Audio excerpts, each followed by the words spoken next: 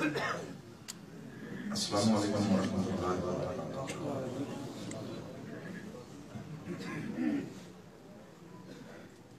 نحمدہ ونصلی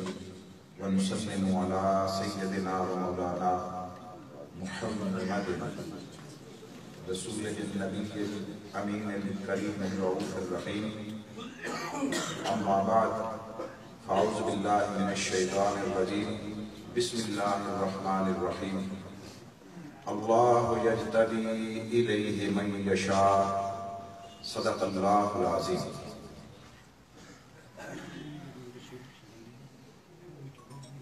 قطب دورہ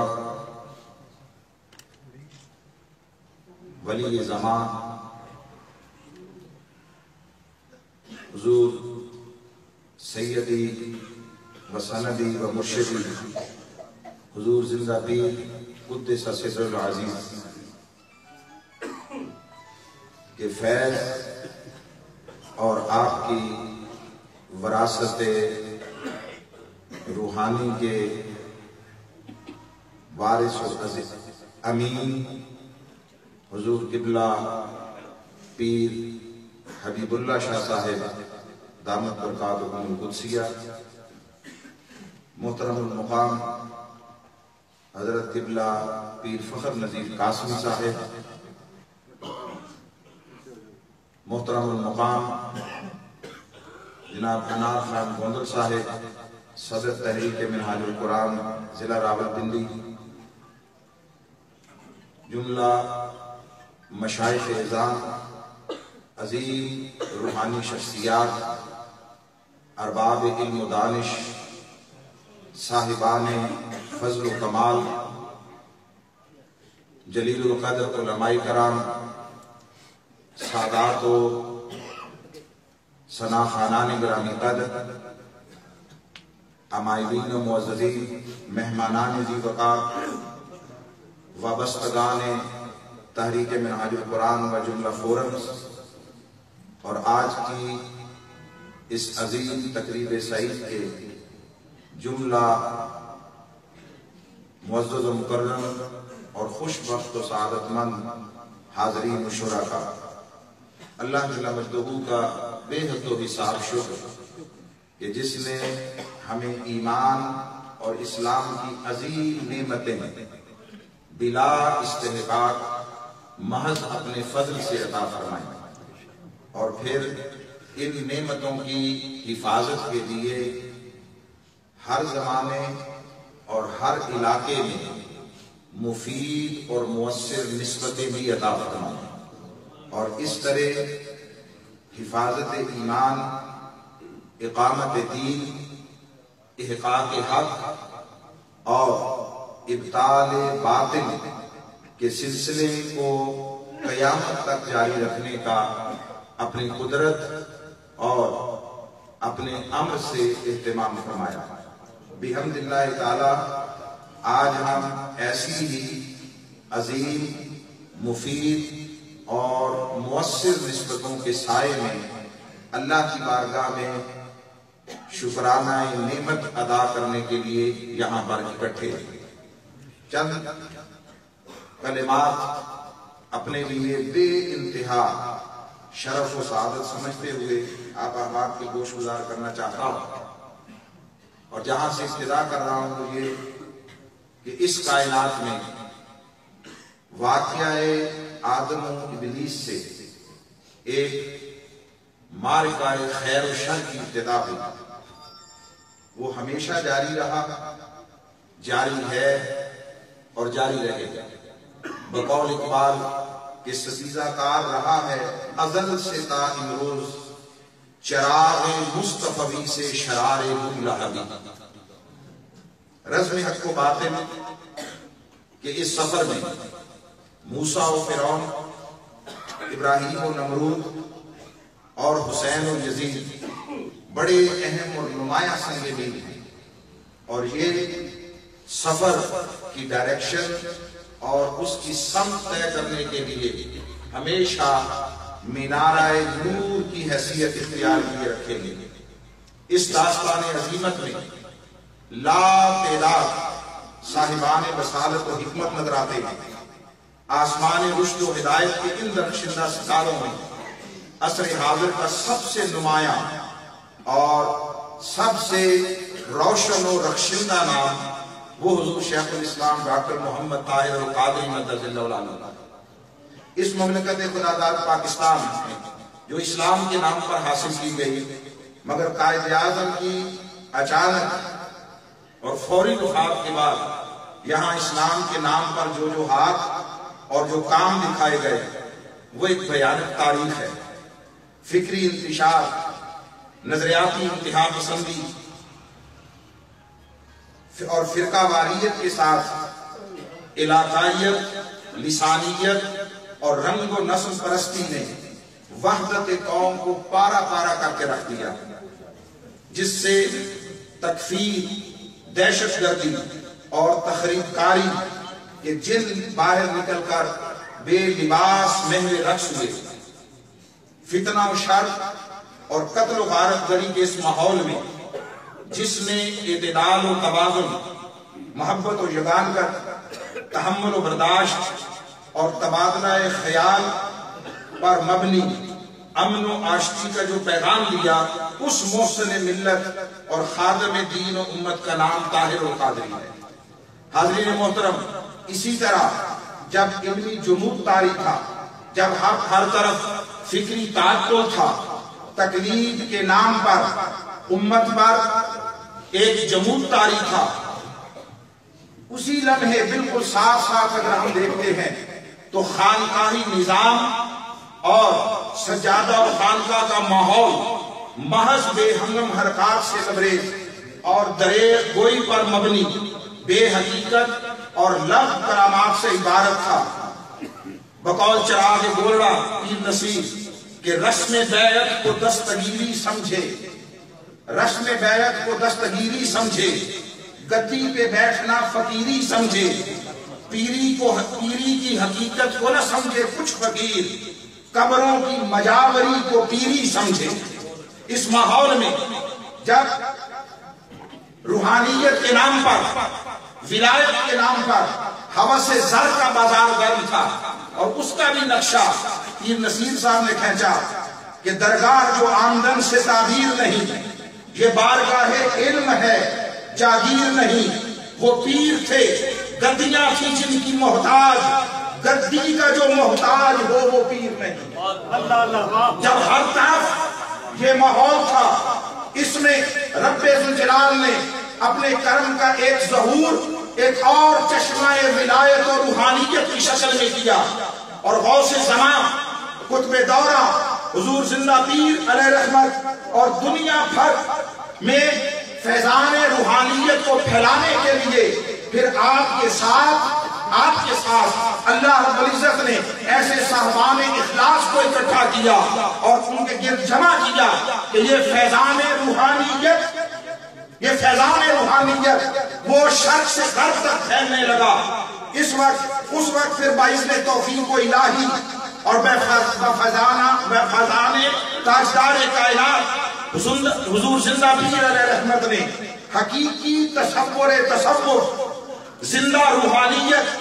مؤثر ولایت اور خاص اور اہم جو بات عرض کرنا چاہتا ہوں،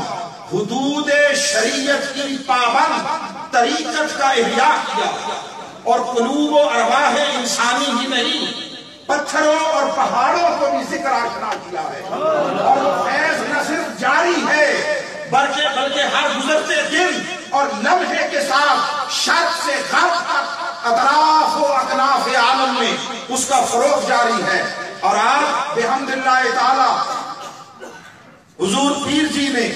پھر اس موقع پر منہاج القرآن کی اس عظیم تقریب کی سرپرستی کر کے حضور زندہ پیر علیہ رحمت کی سنت کو نہ صرف قائم اور زندہ کیا بلکہ لوگوں کے لیے یہ امر باعث توجہ ہے کہ جہاں جہاں کوئی صاحب نظر ہے، جہاں جہاں کوئی واقف حال ہے، جہاں جہاں کوئی حقیقت آشنا ہے، بحمداللہ تعالی وہ منہاج القرآن کا سرپرست بن کر اللہ کے لطف و کرم اور فضل و احسان کے نصیب ہونے کا ذریعہ بن رہا ہے۔ حاضرین محترم، میں واپس پلٹتا ہوں کہ موقع وہ ہے، ورنہ ادھر کہنے کے لیے بحمد اللہ تعالی فی البدیع اتنا کچھ ہے کہ اس پر طویل وقت خرچ ہو جائے تب بھی وہ مواد اختتام پذیر نہیں ہو سکتا۔ حاضرین محترم، پاکستان میں جب ہر طرف فقط قصے کہانیاں، حکایتیں، من گھڑت واقعات اور سر لے اور ترنم کو کلیتاً دین سمجھا جا رہا تھا، اس ماحول میں قدرتی چشموں سے تشکیل پانے والی کوہستانی ندی کی طرح، کوہستانی پہاڑی ندی کی طرح، جس کے لیے اقبال نے کہا وہ جوئے کوہستان اچکتی ہوئی، اٹکتی لچکتی سرکتی ہوئی، اچھلتی پھسلتی سنبھلتی ہوئی، بڑے پیچ کھا کر نکلتی ہوئی، رکے جب تو سر چیر دیتی ہے یہ، پہاڑوں کے دل چیر دیتی ہے یہ۔ اس کوہستانی ندی کی طرح کسی حکومتی، ریاستی یا بیرونی امداد و سرپرستی کے بغیر محض اللہ رسول کے فضل و کرم سے، اپنی خدا داد صلاحیتوں اور مخلصانہ کاوشوں سے راستے کے ہر کوہ گراں سے ٹکراتے اور اپنا راستہ بناتے ہوئے تحقیق و جستجو سے لے کر دعوت، تربیت اور تنظیم سازی تک وہ عظیم کارہائے نمایاں سر انجام دیے کہ جس پر چشم فلک حیران اور دامن ارضی نازاں ہے۔ غفلت، بے حسی اور منفعت طلبی کے پہاڑوں کو سرکا اور کاٹ کر اسلاف اور قرون اولیٰ کے زمانوں کے مدفون خزانوں کو نکال کر اور دھندلائے ہوئے چہرہ دین کو پھر سے اجال کر اس طرح پیش کیا کہ افراد امت کا مضمحل یقین پھر سے بحال ہوا اور انسانیت اور عالم کفر پھر سے متوجہ ہوئی۔ حضور شیخ الاسلام کی مسائل و خدمات پر دنیا بھر میں ڈاکٹریٹ اور پی ایچ ڈیز کے مقالجات لکھے جا رہے ہیں، آپ نے ابھی سنا، اور دنیا کی تاریخ میں یہ ایک اچھوتا اور منفرد واقعہ ہے کہ کسی شخص کی زندگی میں ہی اس وقت تک 1.5 درجن سے زائد پی ایچ ڈیز ہو چکی ہیں، درجنوں پروسیس میں ہیں، اور وہ کسی ایک یونیورسٹی میں نہیں، دنیا بھر کی مشرق و مغرب اور عالم اسلام ہی نہیں، عالم کفر کی یونیورسٹیز میں اس محیر العقول تاریخی واقعے پر لوگ تحقیق و جستجو کے نشتر لے کر حقائق کو آشکار کرنے کے لیے محو عمل ہیں کہ کس طرح ایک تیسری دنیا کے ایک ملک، تھرڈ ورلڈ کنٹری کے ایک پسماندہ علاقے جھنگ سے ایک شخص اٹھا اور کسی قسم کی حکومتی سرپرستیوں کے بغیر، کسی ایجنسی کی امداد کے بغیر، شرق و غرب سے کسی بھی عالمی سطح کی طاقت کی حمایت اور مدد کے بغیر محض اپنے بل بوتے پر اللہ کے لطف و کرم، فضل و احسان اور تاجدار کائنات کی توجہات کی خیرات لے کر اس طرح آگے بڑھا کہ اس نے فقط علم کے ذریعے ہی لوگوں کو سیراب نہیں کیا، اس نے اپنے حسن عمل سے، اس نے اپنے جرأت افکار سے، جرأت کردار سے، اور اس نے اپنی زندہ بیداریوں کے ذریعے، اس نے اپنے اخلاص کے ذریعے، صدق کے ذریعے، للہیت کے ذریعے، اللہ کی بارگاہ میں اپنے آنسوؤں کو بہانے کے ذریعے اس امت کے افراد کو پھر سے جمود و تعطل سے نکال کر اللہ کی بارگاہ کی عبادت کی لذتوں کی وادیوں تک پہنچا دیا۔ حاضرین محترم، بہت ساری چیزیں جب ان پر پی ایچ ڈیز ہو رہی ہیں تو اس کا مطلب یہ ہے کہ ان کی شخصیت کا احاطہ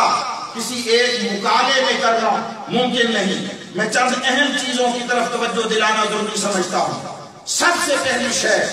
عقیدہ توحید اور عقائد اسلامیہ کا احیاء کیا۔ فرقہ وارانہ سوچ کی بنا پر عقائد دینیہ بھی الگ الگ مسلک کی پہچان بن گئے، کہیں فقط توحید اور کہیں صرف رسالت کی بات ہونے لگی، نسبتیں عملاً منقطع ہو گئی، اور کوئی اہل بیت اور کوئی صرف صحابہ کی بات کرنے لگا۔ ایسے میں حضور شیخ الاسلام نے جرأت کے ساتھ اور پوری حکمت کے ساتھ اور تاب و توانائی کے ساتھ ان تمام نسبتوں کو یکجا کیا، باہم ایک دوسرے کے ساتھ متحارب طبقات امت کو پھر حکمت و دانائی کے ساتھ قریب بلا کر بٹھایا، ان کو سمجھایا، اور جہاں جہاں افراط و تفریط تھی، جہاں جہاں پر زیادتی تھی، جہاں جہاں پر حد سے تجاوز تھا، اس کو ختم کر کے پھر سے دلوں کو مرکز مہر و وفا کر کے ایک دوسرے کے ساتھ جوڑنے کا کام کیا۔ یہ وہ کام تھا جو حکومتوں کے کرنے کا تھا، ریاستوں کے کرنے کا تھا، اداروں کے کرنے کا تھا، مگر ادارے بدترین طریقے سے حکومتی مداخلت کے ذریعے اس قدر بے نتیجہ ہو گئے کہ وہ خود فریقین کے ساتھ اور جو جملہ فریق تھے ان کے ساتھ شامل جنگ ہونے لگے۔ ایسے میں پرائیویٹ سطح پر اور نجی طور پر اپنے وسائل کو پورے کار لا کر قوم کے درمیان اتحاد، وحدت اور یکجہتی کا ماحول قائم کیا اور نفرت کا خاتمہ کیا۔ اور صرف یہی نہیں، حاضرین محترم، شیخ الاسلام نے ان تمام نسبتوں کو یکجا بھی کیا اور زندہ بھی، کام کی بجائے حال کا عنوان بنایا، جبین لذت سجود سے اور راتوں کی تنہائیاں اور تاریکیاں آہ سحرگاہی سے آشنائی کی آشنا ہونے لگی، اور لذت حضوری و آشنائی کی یہ کیفیات سرزمین پاکستان سے کہیں زیادہ عالم کفر اور بلاد مغرب و یورپ میں فروغ پانے لگی، اور ہزاروں نہیں لاکھوں گھرانے منہاج القرآن سے وابستہ ہو کر کفر کے بے حیا کلچر میں عفت و عصمت کردار کی حفاظت کا سامان کرنے لگے۔ حاضرین محترم، دوسرا بڑا اہم پہلو جو تحریک منہاج القرآن کا طرح امتیاز ہے، اس کی پہچان ہے۔ اگر مجھے کوئی کہے کہ اس تحریک کا کسی ایک لفظ میں عنوان قائم کریں تو میں کہوں گا کہ یہ تحریک رسول نما تحریک ہے۔ اس نے رسول کے ساتھ محض رسمی تعلق کو حقیقی واقعاتی قلبی تعلق میں تبدیل کیا ہے۔ عشق رسول اور نسبت رسالت کی جو تمام دین کی بنیاد ہے، مگر جسے نظریاتی طور پر شخصیت پرستی قرار دیا جانے لگا، عملی طور پر صرف نعت خوانی سمجھا جانے لگا، اس کو پھر سے زندہ کیفیات قلبی بنایا گیا۔ ہجر و فراق سے وصال و حضوری تک کے مرحلے طے ہونے لگے، آنکھیں اشکبار ہونے لگی، اور نہا خانہ دن میں کیف و چاشنی کے سرمدی چراغ جلنے اور نسیم سحری کے بہار آفری جھونکے چلنے لگے۔ اور پھر سب سے اہم بات ایک اور وہ یہ کہ ہمارے ہاں مذہبی زندگی میں محض جب محراب و منبر اور مدرسہ و خانقاہ سے صرف ثواب و فضائل کی بات ہوتی تھی اور کرامات تک محدود ہو کر رہ گئی تھی، تو آپ نے معاشرے سے ظلم کے خاتمے کے لیے، حقوق انسانی کی بحالی کے لیے اور وسائل دولت کی منصفانہ تقسیم کی انقلابی صدا بلند کی اور عملی جد و جہد کا اقدام کیا، اور بتایا کہ دین صرف کسی چار دیواری میں بیٹھ کر، میرے ان جملوں کو توجہ سے ذرا سماعت فرمائیے گا کہ آپ نے اس طرف متوجہ کیا اور بتایا کہ دین صرف کسی چار دیواری میں بیٹھ کر بے نتیجہ ذکر و تسبیح کرتے رہنے کا نام نہیں ہے، بلکہ یہ آتش نمرود میں کود جانے سے لے کر صحن حرم اور سعادت حج کو ترک کر کے کربلائیں آباد کر دینے کا نام ہے۔ آپ نے جابر سلطانوں کے سامنے کلمہ حق کہنے کی روش کو جو رسم بن کر کتابوں میں تذکروں میں دب گئی تھی، اسے پھر سے عملی زندہ حقیقت بنا کر کھڑا کیا۔ آپ نے صاحبان اقتدار، آپ نے اہل ریاست، اہل سطوت، ہر کسی کی آنکھوں میں آنکھیں ڈال کر اس طرح جرأت و جوانتی کے ساتھ للکارا کہ کوئی آپ کے سامنے چاہے اقتدار کے تخت پر تھا، چاہے وہ عدالتوں کی کرسی پر تھا، یا کسی طاقت کے اور مراکز پر براجمان تھا، نہ صرف یہ کہ کوئی شیخ الاسلام کی نگاہوں کو جھکا نہیں سکا، بلکہ کوئی ان کی نظروں میں نظریں ڈال کر گفتگو کرنے کی جرات نہ کر سکا۔ جرات و بہادری، جرات و بہادری، بن کے مست ملازم رہیں گے، بن کے مست ملازم رہیں گے، جوانیاں لٹائیں گے، جوانیاں لٹائیں گے۔ جب ملا فقط اوقاف یا خیرات کے ٹکڑوں کی خاطر سزائے حق دبائے بیٹھا تھا اور جرت کردار سے محرومی مذہبی طبقے کی پہچان بن چکی تھی، تو شیخ الاسلام نے بقول پیر نصیر کلندرانہ صدائے انقلاب بلند کی۔ وہ کہتے ہیں واعظ ہوس آشنا کم بولیں گے، واعظ آشنا کم بولیں گے، منبر ہی پہ بس یہ محترم بولیں گے۔ بس صرف وہیں تک ہوگی ان کی للکار، منبر ہی پہ بس یہ محترم بولیں گے۔ کیا بولیں گے؟ یہ خوشامدی مردہ ضمیر آج آئی اگر حق پہ تو ہم بولیں گے۔ حاضرین محترم، دین فقط گوشہ نشینی کا نام نہیں ہے۔ فقیر گوشہ نشین ہوتا ہے تو اس کے مکھڑے کو تک کر، اور جب اس کی چاہت اور اس کی طلب برسر میدان نکلنے میں ہو تو وہ گوشہ نشینیاں چھوڑ کر رسم شبیری ادا کرتے ہوئے باہر نکل کر میدان میں مجاہدانہ کردار کے ساتھ، دیوانہ وار کفر کے ساتھ، ظلم کے ساتھ ٹکرانے کی سنت شبیری کو زندہ کرتا ہے۔ آج المیہ یہ ہے کہ ہم نے دین کو محض رسم سمجھا ہے، دین کو فقط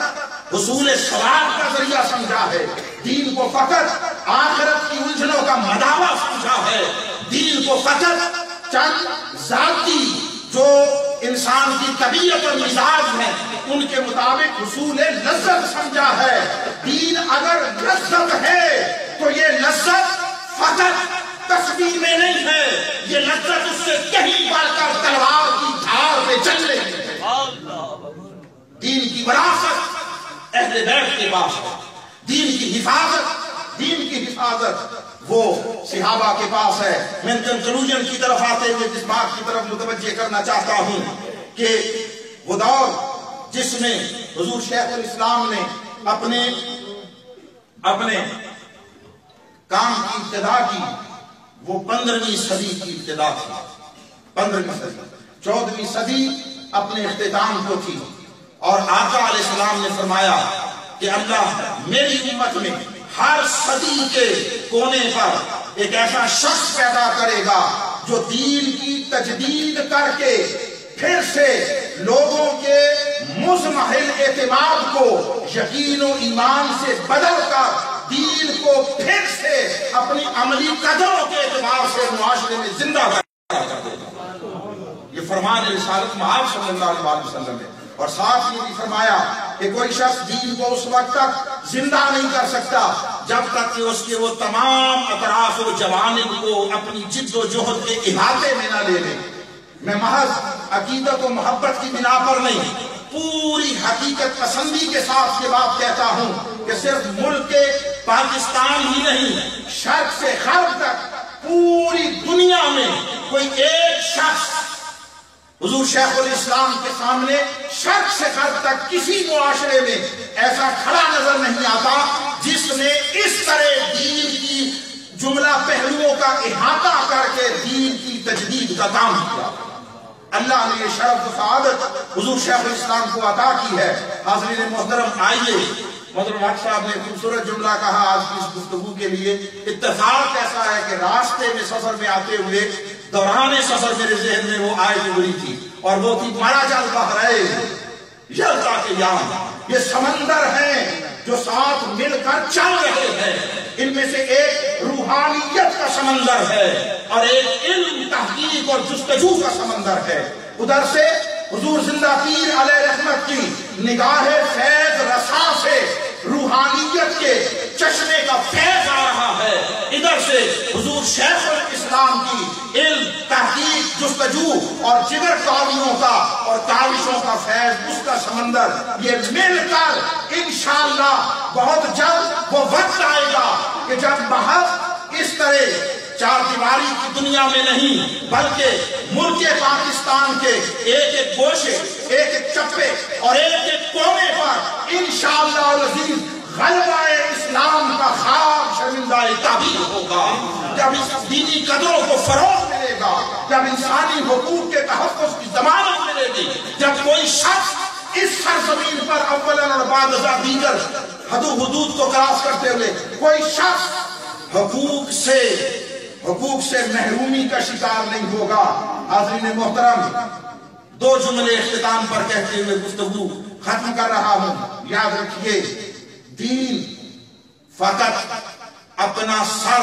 اللہ کی بارگاہ میں جھکائے رکھنے کا نام نہیں ہے، یہ ایک چھوٹا سا اس کا پہلو ہے، ایک حصہ ہے۔ دین صرف خود سر جھکانے کا نام نہیں ہے، دین اکڑی ہوئی متکبر اور باغی گردنوں کو پکڑ کر رب کے امر اور نظام کے سامنے چھکا دینے کا نام ہے۔ آقا علیہ السلام کو قرآن میں اللہ نے ارشاد فرمایا، یا ایھا المدثر، اے چادر اوڑھ کر لیٹنے والے، تم کھڑے ہو جائیے، فانذر، اور ڈرائیے، وربک فکبر، کس شے سے؟ کبریائی فقط تیرے رب کے لیے ہے، کبریائی فقط تیرے رب کے لیے ہے۔ اکڑی ہوئی متکبر گردنوں کو حکمت کے ساتھ، دانائی کے ساتھ جھکا دیجیے تاکہ ہر طرف تیرے رب کی الوہیت کا پرچم لہرانے لگے۔ اور دوسری شے اس وقت کا کاوشیں برابر نہیں ہوتی، نتیجہ خیز نہیں ہوتی جب تک ان کو اجتماعی نظم میں نہ لے لیا جائے، جب تک مل کر منظم کوششیں نہ کی جائیں۔ حضور شیخ الاسلام نے تنظیم سازی کا ایک حیرت انگیز نیٹ ورک پوری دنیا میں قائم کیا۔ یہ اپنی جگہ ایک اتنی بڑی کرامت ہے کہ جس پر آنے والے وقتوں میں اس پر لوگ مقالجات لکھیں گے، آج بھی لکھ رہے ہیں۔ آئیے اس اجتماعیت میں کا حصہ بنیے، شریک و شامل ہو جائیے، منہاج القرآن کا کہ اس کار خیر میں شریک و شامل ہو، اس کا دست و بازو بنے، اور جلد وہ وقت آئے کہ جب سب اس اجتماعی دھارے میں شریک ہو کر کفر اور ظلم کے نظام کو جڑ سے اکھاڑ پھینکے اور مصطفیٰ کا لایا ہوا پرچم وہ ہر سو لہرانے لگے۔ آئیے اس تحریک کے ساتھ شریک و شامل ہوں، اس کی ممبرشپ لیں، اس کی رفاقت لیں، عملاً اس کے ساتھ شریک ہو جائیں، اور جو لوگ شریک ہیں وہ اس پیغام کو، اس دعوت کو آگے دوسروں تک پہنچائیں، اس کو محض آپشنل میٹر نہ سمجھیں۔ یہ آپ سب کی، ہماری دینی ملی ذمہ داری ہے۔ تنظیمی ذمہ داری بہت چھوٹی سطح پر ہے، یہ ہماری اجتماعی ملی ذمہ داری ہے۔ اس کو آگے پھیلائیں، لوگوں تک پہنچائیں، اور لوگوں کو اس قافلہ خیر اور قافلہ عشق و مستی میں شریک کو شامل کریں۔ اللہ رب العزت سب کا حامی و ناصر ہو، اور حضور علیہ الصلوۃ والتسلیم کے نالین اقدس کا سایہ دنیا اور آخرت میں ہم سب کا مقدر اور نصیب بنا دے، اور ان پاکیزہ اور عظیم نسبتوں کا دامن ہمارے ہاتھ کی، اللہ رب العزت ہمارے ہاتھ کی گرفت میں ہمیشہ رہے، اور ان کا سایہ اور ان کی رہنمائی اور ان کا فیض، اس کا سائبان وہ بھی دنیا و آخرت میں ہم سب کو میسر اور نصیب رہے۔ وما علینا الا البلاغ۔